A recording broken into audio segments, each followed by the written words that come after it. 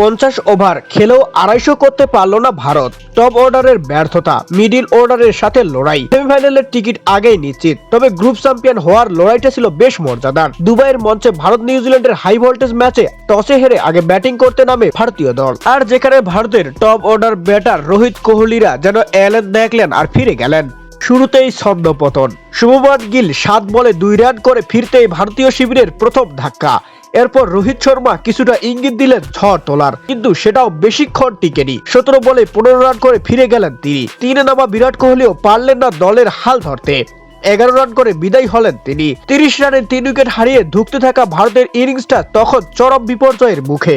ঠিক সে সময় দলের দায়িত্ব কাঁধে তুলে নিলেন শ্রেয়াস আইয়ার ও অক্ষর প্যাটেল। 98 রানের জুটিতে ভারতকে খাদের কিনারা থেকে টেনে তোলার চেষ্টা, তবে অক্ষর 42 রানে ফিরে গেলে আবারও চাপে পড়ে ভারত। এক প্রান্ত ধরে রাখা শ্রেয়াস আইয়ারও শতকের পথে এগেলেও শেষ পর্যন্ত 79 রানে কাটা পড়েন তিনি। শেষ দিকে হার্দিক পান্ডিয়ার 45 বলে 45 রানের কার্যকরী ইনিংস এবং লোকেশ রাহুলের 23 রানে ভর করে কোনো মতে 249 রানের সংগ্রহ পায় ভারত। তবুও প্রশ্ন থেকে যায়, এমন গুরুত্বপূর্ণ ম্যাচে 50 ওভার খেলে কি এই সংগ্রহেই যথেষ্ট?